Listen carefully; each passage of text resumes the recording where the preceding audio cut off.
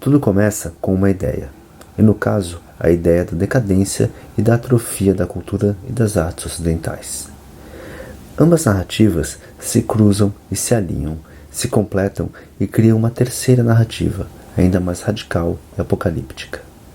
Não são poucos os intelectuais, escritores e artistas que em suas obras apontaram nosso declínio civilizacional. Spengler, Nietzsche, Bazin e mesmo nomes tão inusitados como Sartre e Foucault alimentaram, e alguns ainda o fazem, os nossos pesadelos decadentes. Mais ainda, alguns deles alimentaram pesadelos reais e inspiraram o surgimento de grupos políticos e até pseudo-religiosos que em primeira instância pareciam lutar contra a tal decadência, mas em verdade apressaram o apocalipse político-social, nunca próximo daquele que está além da nossa capacidade de compreensão. Em todos esses movimentos, há sempre um ranço de pseudociência a validar os argumentos pseudo-metafísicos, uma macumba cósmica que está sempre a ganhar novos condimentos. Figura pouco conhecida para além dos círculos interessados é aquela de Max Nordau, que, nascido no fim do século XIX na Hungria, buscou, ao longo da vida, se distanciar de suas origens judaicas. Seu nome real era Simcha Sudfeld. Ele publica, ali nos anos de 1892 e 1893, o livro Degeneração, em 2 volumes, que fez sucesso tremendo e ganhou diversas reimpressões, sendo traduzido por toda a Europa.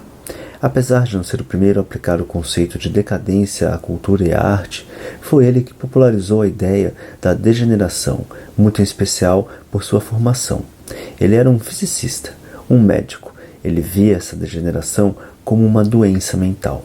Sua ideia era de que esta doença mental que levava à degeneração ou à decadência civilizacional era motivada pelas mudanças rápidas e radicais que aconteciam no cerne da civilização europeia, em especial a industrialização e a urbanização, que perturbava fisiologicamente os seus contemporâneos.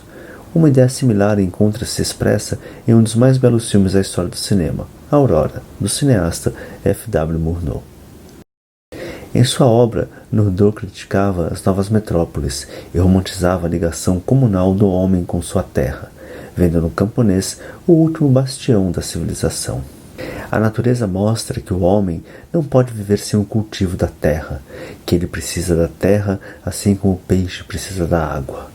O homem percebe que definha quando se afasta do seu solo natal, que apenas o camponês, que se reproduz ininterruptamente, se mantém saudável e forte, enquanto as cidades secam, parasitadas por aqueles que nela vivem, tornando-as inférteis e doentes.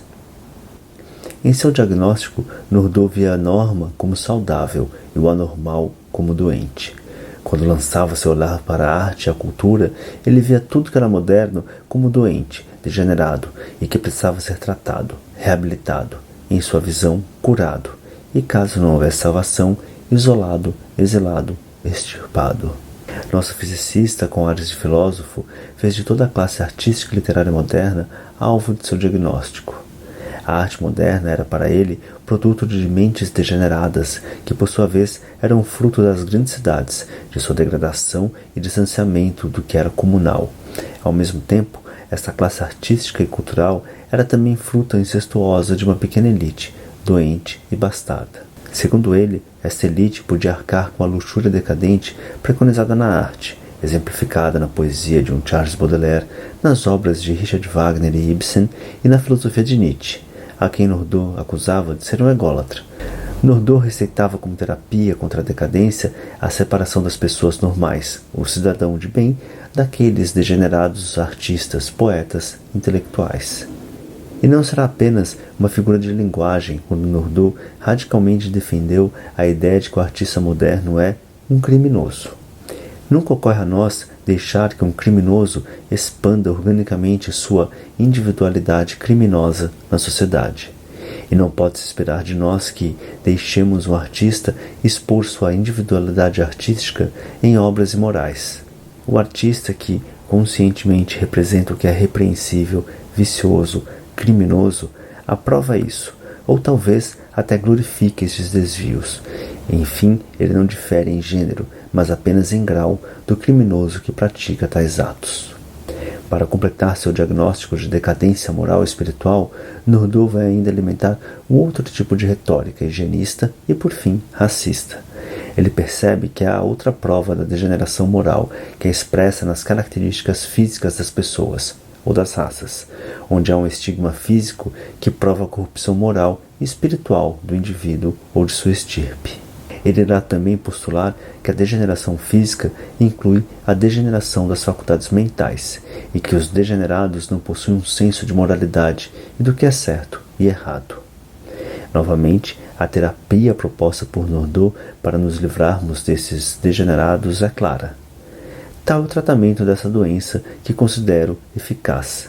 Identificar os principais degenerados como doentes mentais, desmascarar e estigmatizar seus imitadores como inimigos da sociedade, precaver o público contra as mentiras destes parasitas. Nos próximos programas, veremos como essas ideias ganham força política na Alemanha, em especial após a Primeira Guerra Mundial, quando crises econômicas, culturais e sociais levariam ao poder um grupelho ressentido, virulento e com a promessa de uma nova e purificada Alemanha. Promessa essa que irá surgir para esmagar seus inimigos externos, mas especialmente os internos.